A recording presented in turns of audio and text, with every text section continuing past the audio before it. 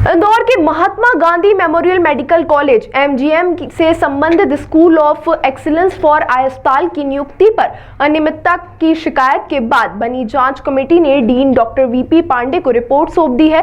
3 माह बाद यह जांच रिपोर्ट सौंपी गई है। वहीं आरटीआई कार्यकर्ता डॉक्टर कमल गोस्वामी ने बताया कि वर्ष 2019 में सहायक प्रोफेसर की नियुक्ति में अनियमितता हुई थी। बिना आवेदन किए ही इनकी नियुक्ति कर दी गई थी। इसमें डॉक्टर मीता जोशी, डॉक्टर टीना अग्रवाल और डॉक्टर ऋषि गुप्ता के नाम शामिल है। गौरतलब है कि आवक जावक शाखा से डॉक्टर द्वारा किए आवेदन गायब होने की बात जिम्मेदार अधिकारी द्वारा कही गई थी। अब मामले में भोपाल से रिपोर्ट के आधार पर आगामी कार्रवाई होगी।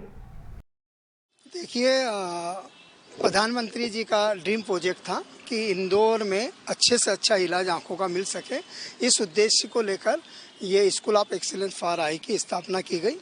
उसमें ये था कि जो अच्छे प्रशिक्षित डॉक्टर रहें, जो उच्च क्वालिटी की इलाज कर सके, उच्च क्वालिटी की मशीनें मिल सके, उस उद्देश्य को लेकर की गई थी। लेकिन जो यहाँ भर्ती प्रक्रिया अपनाई गई उसमें बहुत सारी विसंगतियाँ थी, जिसमें 3 डॉक्टरों के विरुद्ध ऐसी जानकारी आरटीआई में मुझे मिली थी कि जिनके पास ना डिग्री है और ना क्वालिफिकेशन है और ना ही उन्होंने आवेदन किया था।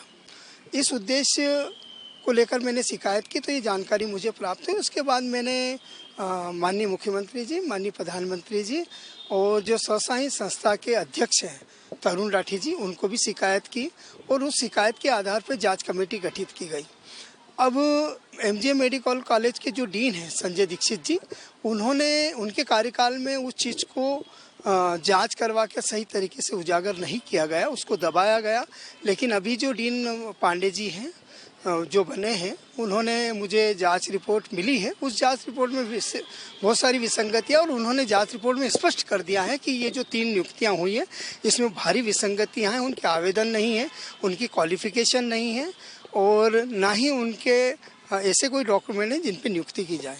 ये डॉक्टर हैं डॉक्टर मीता जोशी, डॉक्टर टीना अग्रवाल और ऋषि गुप्ता, और साथ ही जो डायरेक्टर हैं प्रतीक व्यास सर और सरदनी व्यास मैम, उनमें भी विसंगतियां हैं। उन्हें 6 महीने में इसको ज्वाइन करना था, लेकिन 3 साल बाद उनको ज्वाइन किया गया। रिपोर्ट में सर मैंने काफ़ी लंबी लड़ाई लड़ी है इसके लिए, और आरटीआई के माध्यम से मुझे जो कागज़ जांच रिपोर्ट मिली, पहले मिली थी, उसमें भी साफ उन्होंने लिख दिया था कि इनको आवेदन नहीं है इनके। लेकिन अभी जो जांच आयुक्त महोदय के द्वारा, तरुण राठी जी के द्वारा यहाँ पे करवाई गई, उसमें इनके आवेदन नहीं है। इनकी जो क्वालिफिकेशन है वो बहुत विसंगतियाँ हैं। मैडम जो मीता व्यास है, उनका डीएनबी है, एमसीआई मान्यता प्राप्त नहीं है, एमएस नहीं है, पब्लिकेशन नहीं है, और ना ही उन्होंने जो कॉन्ट्रैक्ट बेस पे टीना अग्रवाल ने जो दिखाया है कि हमने कॉन्ट्रैक्ट बेस पे किया, लेकिन एमसीआई कॉन्ट्रैक्ट बेस को नहीं मानती है और ना ही उनके पब्लिकेशन का उसमें जिक्र है।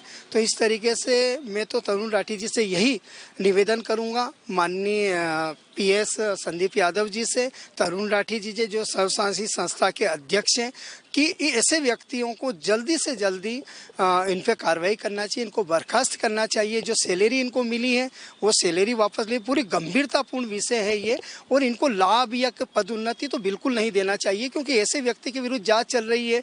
और अगर ऐसे में उनके बीच में कुछ प्रक्रिया ऐसी आई थी कि पदोन्नति हो रही है, वो एक चीज़ और मैं मीडिया के माध्यम से कहना चाहता हूँ, मैं तो मीडिया को लेके ही चलता हूँ कि कम से कम मीडिया ही चौथा स्तंभ है जो जनमानस को ये बड़े लोग हैं, बहुत दबाव बना रहे हैं। इस प्रक्रिया को भी उन्होंने बहुत दबाने की कोशिश की है। 4 साल हो गए, अभी तक मुझे इसका जांच रिपोर्ट में जरूर खुलासा हुआ, लेकिन वो बर्खास्त अभी तक नहीं हुआ। तो मैं तो तरुण राठी जी से यही कहूँगा कि आप इन्हें बर्खास्त करें और इनकी जल्द से जल्द कार्रवाई करें।